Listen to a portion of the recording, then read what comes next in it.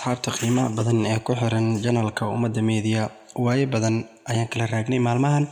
hase yeeshee waan isku soo noqonay marka waxaan idinku codsanayaa inaad subscribe saartaan janalka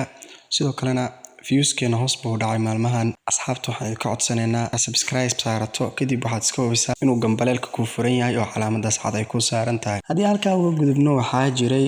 buuggeenii xeerarka nolosha ee aan akhrineynay ayaan maanta doonaynaa inaan qodobkiisa labaad soo qaadano haddaba qodobkeeni hore waxaan uga soo hadalnay xiriirka ka dhaxeeya qofka iyo Ilaahay xiriirka Ilaahay iyo qofka dhaxeeya maadaama ka soo hadalnay qodobka labaad ama 2 waxaan uga hadli doonaa sir yeelo inuu qofka bini'aadamka sir yeeshto oo ay jiraan wax u qarsoon noloshiisa faa'iidooyinka ay leedahay gundhig wanaagsan iyo hordhacyo qurqurux badan ayuu qoraaga buuggan Master Nuur Cabdullaahi Xaashi oo jeyta loo yaqaano waa bogaadina ninkaas nin aad wanaagsan haddii aad taqaanaan waxaan iga codsanayaa inaan nala soo xiriirisaan si aan ugu mahadcelin aan galno marka qodobkii isaga ahaa waxa uu yiri kolka aad cagta saarto wadada aad ku tiigsanayso halka aad u hilowday qasab maahan inaad marqaati geliso cid kasta kolka aad guushaada gaarto dadku waxay arkayaan kan ka xun iyo midka ku faraxsanba natiijada guushaada uma baahna dadka oo dhan inaad uga sheekayso qorshahaaga umana baahnid qudhaado inaad soo bandhigto qorshayaashaada cid aanay quseyn iyo cid ay qusaysa intaba kaliya kolka aad u sheegto qorshahaaga saddex ka mid ah dadka ayaa noqon kara kuwa ugu wanaagsan ee qorshahaaga wax ka tara ha noqoto saameyntoodu mid toosan iyo mid aan toosnayn haddaba waa kuwa saddexdaasi kow qofka aad u warantay inuu kugu bogaadiyo halka aad u jeeysatay ku farxo kuguna garabsiiyo labo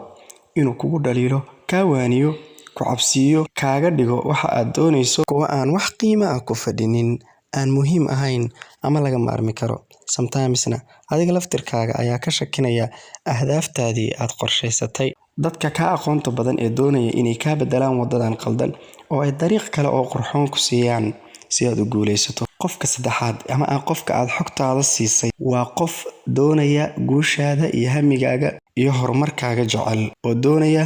laakiin haddii aad adigu ku fashilanto inuu isagu qaato naqshadaadii iyo dariiqadaadii ugu dambeynna uu isagu hirgeliyo fikradii aad hirgelin weyday okay dabcan way jiraan waxyaalo qaar oo ay tahay inaad la wadaagto dadka qaar laakiinse qof kasta waxa uu leeyahay waxyaabo ama sira qaas ah oo loo baahan yahay inuu qofulka xirto macnaheedu waxa laga wadaa ma ahan 100% qof qabri ah inay ahaato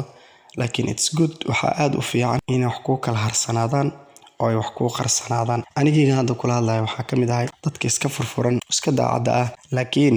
waxaan leeyahay waxyaabo ii qaas ah aanay qofna ogaanin inkaas hadii qof ogaatana qof iyo laba qof oo aan huri waayay okay waa inaad isweydiiso waxa aad doonayso qofka ay tahay in aad la wadaagto iyo qofka ay tahay inaadan la wadaagin haddaba qaybta ugu dambaysa marka uu qofku weydiiyo sida ay tahay sida aad tahay iyo waxa aad doonayso maahan inaad dhahdo waan fiicanahay iyo noloshaada gudaheeda iyo waxyaabaha khusuusiga kuwa inaad soo fagto waayo qofkani abateed uma hayo uu ku dhageysto noloshaada siday u socoto caqabadaha ku haysta iyo dhibaatooyinkaaga